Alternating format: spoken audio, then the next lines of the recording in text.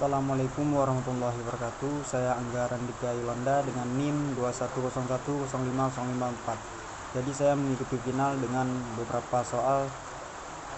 Soal yang pertama, interferensi adalah penyimpulan suatu yang tidak ada nas, ijma, dan bias. Berikan contoh hukum terhadap penalaran menggunakan interferensi tidak langsung dalam hukum positif yang ada di Indonesia. Jadi jawabannya interferensi tidak langsung dalam konteks hukum positif di Indonesia merujuk pada proses penalaran hukum yang dimana kesimpulan ditarik dari dua premis atau lebih yang tidak diungkapkan secara eksplisit. Hal ini sering terjadi dalam praktik peradilan di mana hakim menggunakan silogisme untuk menafsirkan norma hukum yang tidak memiliki definisi tegas. Contoh interferensi tidak langsung dalam hukum positif Indonesia, kasus penodaan agama, pasal 156A KUHP. Pasal 156A KUHP menyatakan bahwa seseorang dapat dipidana jika dengan sengaja mengeluarkan perbuatan yang pada pokoknya bersifat permusuhan, penyalahgunaan, atau penodaan terhadap suatu agama yang dianut di Indonesia. Namun definisi penodaan agama dalam pasal ini tidak dijelaskan secara rinci. Dalam praktik peradilan, hakim seringkali menggunakan interferensi tidak langsung untuk menafsirkan norma ini. Misalnya, hakim dapat menarik kesimpulan bahwa suatu perbuatan merupakan penodaan agama berdasarkan persepsi masyarakat atau norma sosial yang berlaku. Meskipun tidak ada definisi tegas dalam undang-undang, hal ini menunjukkan bahwa penalaran hukum dalam kasus ini lebih mengandalkan pada interpretasi dan persepsi sosial daripada pada definisi hukum yang eksplisit. Berikut soal nomor 2 yang dimana soalnya dilihat dari perspektif subjektif aktivitas penalaran manusia. Hakikat interferensi tak langsung adalah proses berpikir yang bergerak dari satu proposisi ke proposisi lain dengan bantuan proposisi ketiga. Jelaskan maksud pernyataan tersebut dengan menarasikan melalui contoh kasus hukum. Jadi jawabannya, pernyataan tersebut menjelaskan bahwa interferensi tak langsung adalah proses berpikir yang menghubungkan dua proposisi A dan B melalui proposisi ketiga C yang menjembatani keduanya untuk menghasilkan kesimpulan. Dalam konteks hukum, hal ini sering terjadi ketika hakim menafsirkan norma hukum yang tidak memiliki definisi tegas. Contoh kasus hukumnya penodaan agama yang seperti tadi. Pasal 156A KUHP menyatakan bahwa seseorang dapat dipidana jika dengan sengaja mengeluarkan perasaan atau melakukan perbuatan yang pada pokoknya bersifat permusuhan, penyalahgunaan, atau penodaan terhadap suatu agama yang dianut Indonesia. Namun definisi penodaan agama dalam pasal ini tidak dijelaskan secara rinci. Dalam praktik peradilan, hakim seringkali menggunakan interferensi tak langsung untuk menafsirkan norma ini. Misalnya, hakim dapat menarik kesimpulan bahwa suatu perbuatan merupakan penodaan agama berdasarkan persepsi masyarakat atau norma sosial yang berlaku, meskipun tidak ada definisi tegas dalam undang-undang. Proses penalaran ini dapat digambarkan sebagai berikut. Premis 1, proposisi A, perbuatan yang dianggap bertentangan dengan ajaran agama yang menimbulkan permusuhan di masyarakat. Dan premis 2, proposisi B, tindakan terdakwa dianggap bertentangan dengan ajaran agama oleh sebagian masyarakat. Inferensi proposisi C, tindakan terdakwa yang menimbulkan permusuhan di masyarakat. Kesimpulannya, kesimpulan tindakan terdakwa merupakan penodaan agama. Dalam contoh ini, inferensi proposisi B menghubungkan kedua premis untuk menghasilkan kesimpulan bahwa tindakan terdakwa merupakan penodaan agama meskipun tidak ada definisi tegas dalam UU. Hal ini menunjukkan bagaimana interferensi tak langsung digunakan dalam penalaran hukum untuk menafsirkan norma yang tidak memiliki definisi eksplisit.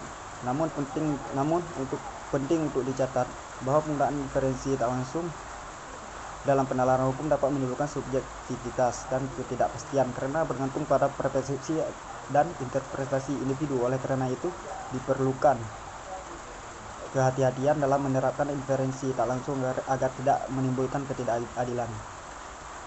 Berikut soal yang ketiga, yang soalnya jelaskan dan serta berikan contoh penalaran hukum dengan relevansi inferensi induktif.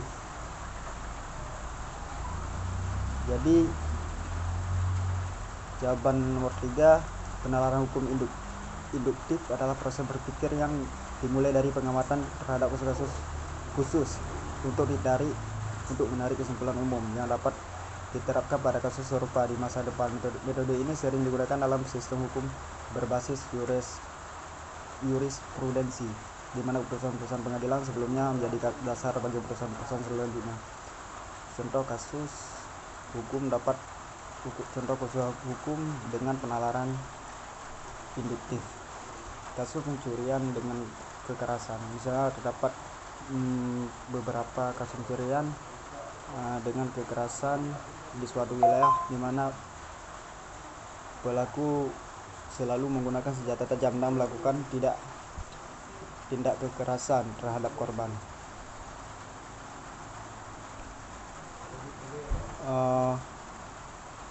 Setelah menganalisis kasus-kasus tersebut, hakim dapat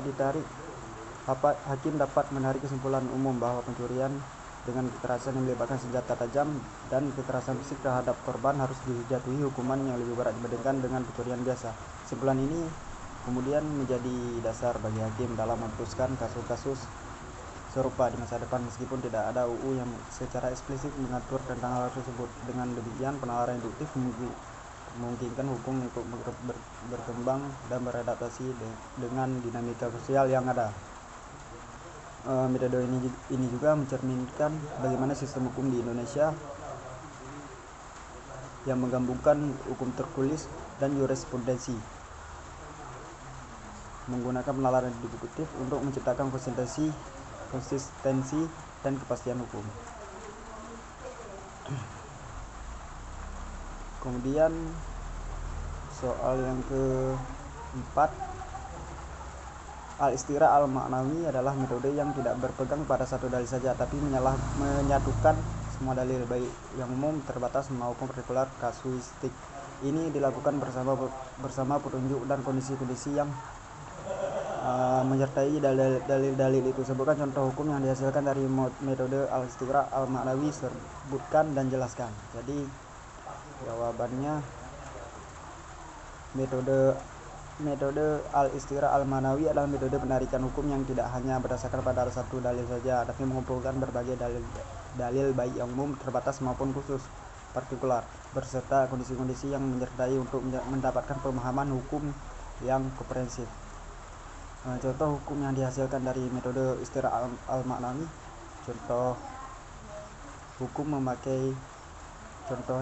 hukum memakai pakaian yang mengandung bahan haram, misalnya pakaian dari kulit babi. Penjelasan dalil umum, dalam Al-Quran dan hadis ada larangan menggunakan barang dari babi secara eksplisit, seperti dalam ayat-ayat yang melarang memakan babi. Quran surah Al-Baqarah ayat 173, Al-Maidah. Quran surah Al-Baqarah 173, Al-Maidah 3. Ini adalah dalil umum yang mengharamkan babi dan segala sesuatu yang bersumber dari babi untuk dikonsumsi. Berikut dalil terbatas, namun tidak ada dalil eksplisit yang melarang menggunakan kulit babi sebagai pakaian. Dalam fikih terdapat kaidah bahwa yang haram untuk dimakan belum itu haram untuk digunakan, kecuali ada dalil yang menyatakan secara khusus. Berikut ada dalil partikular kasuistik. Terdapat beberapa hadis dan pendapat ulama yang membahas kasus penggunaan barang haram untuk pakaian atau alat sehari-hari. Beberapa ulama memperbolehkan kulit babi untuk digunakan sebagai bahan pakaian selama tidak mengandung unsur najis atau bahaya, sedangkan ulama lain melarang karena alasan kesucian dan kehormatan diri. Berikut jawab soal nomor 5. Soal nomor 5, integrasi perspektif dapat diartikan pembauran sudut pandang hingga menjadi kesatuan yang utuh atau bulat. Jelaskan maksud pembaruan dalam pemikiran Ini sertakan contohnya. Jawaban nomor 4 ini nomor 5. Nomor 4. Baik, jadi jawaban nomor 5, integrasi perspektif dapat diartikan sebagai pembawaan sebagai berbagai sudut pandang hingga membentuk kesatuan yang utuh dan bulat. Dalam konteks ini pembaruan merujuk pada proses pembaruan pemikiran yang menggabungkan berbagai pandangan atau disiplin ilmu untuk menciptakan suatu pemahaman yang lebih komprehensif dan aplikatif. Maksud pembaruan dalam pemikiran integratif ini, pembaruan dalam pemikiran integratif bertujuan untuk mengatasi dikotomi atau pemisahan antara berbagai bidang ilmu seperti sains dan agama, atau antara teori dan praktik dengan mengintegrasikan berbagai perspektif. Diharapkan dapat tercipta pemahaman yang lebih holistik dan relevan dengan konteks zaman. Hal ini sejalan dengan upaya untuk menjadikan ilmu pengetahuan sebagai alat untuk memahami dan mengimplementasikan nilai-nilai agama dalam kehidupan sehari-hari. Contoh perbaharuan pemikiran integratif. Yang pertama, integrasi ilmuwan dalam pendidikan Islam. Dan yang kedua, integrasi agama dan sains dalam pendidikan. 3. Integrasi perspektif dalam kebijakan publik. Jadi kesimpulannya, integrasi perspektif merupakan suatu pendekatan yang menggabungkan berbagai sudut pandang untuk menciptakan pemahaman yang lebih utuh dan aplikatif. Melalui pembaruan pemikiran integratif diharapkan dapat tercipta sistem pendidikan, kebijakan, dan kehidupan sosial yang lebih harmonis, adil, dan sesuai dengan nilai-nilai agama dan moral. Jadi soal nomor 6,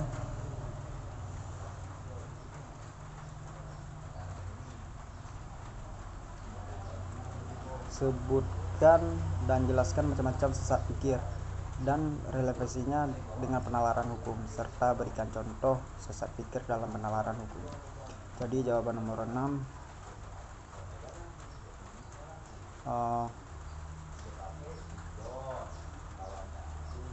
dalam penalaran hukum, kejahatan berpikir logical fallacy merujuk pada pola pikir yang keliru atau tidak sahih dalam menyusun argumen hukum. Meskipun dalam norma formal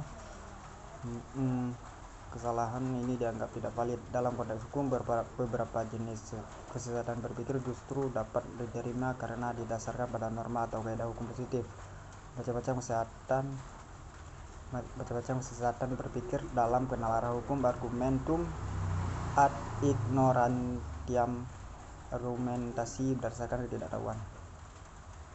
Jika kesesatan ini terjadi ketika suatu proposisi dianggap benar karena tidak terbukti salah, atau sebaliknya dianggap salah karena tidak terbukti benar. Dalam hukum, hal ini dapat diterima dalam beberapa kasus, misalnya pasal 1865 Kitab Undang-Undang Hukum Perdata KUHP menyatakan bahwa pihak yang mengklaim suatu hak wajib membuktikan adanya hal tersebut.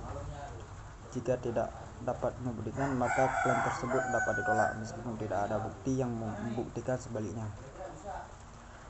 Dan yang kedua, argumentum ad verecundiam, yang argumentasi berdasarkan wibawa. Kesesatan ini terjadi ketika suatu argumen diterima atau ditolak hanya karena disampaikan oleh seseorang yang dianggap berwibawa atau ahli di bidangnya. Dalam praktik hukum, hal ini sering terjadi ketika keputusan hukum didasarkan pada pendapat ahli atau jurisprudensi tanpa pertimbangan konteks atau substansi kasus secara mendalam. Yang ketiga, argumentum ad hominem, yaitu serangan pribadi. Jadi kesesatan ini terjadi ketika argumen dialihkan dengan menyerang karakter atau sifat pribadi lawan bicara, bukan pada substansi argumen itu sendiri. Dalam konteks hukum, serangan pribadi terhadap pihak lawan dapat mengalihkan perhatian dari isu hukum yang sebenarnya ada, merusak objektivitas proses hukum. Jadi relevansinya kesesatan berpikir dalam penalaran hukum. Meskipun beberapa jenis kesesatan berpikir dapat diterima dalam penalaran hukum, penting untuk diingat bahwa penerimaan tersebut harus didasarkan pada norma atau kaidah hukum yang berlaku. Penyalahgunaan kesesatan berpikir yang tidak dapat merusak keadilan dan objektivitas dalam proses hukum. Oleh karena itu, penegakan hukum harus berhati-hati dalam menggunakan pola pikir dan memastikan bahwa keputusan yang diambil selalu berlandaskan pada hukum yang berlaku dan prinsip keadilan. Sekian dari jawaban final saya akhiri. Wabillahi taufiq wal hidayah. Wassalamualaikum warahmatullahi wabarakatuh.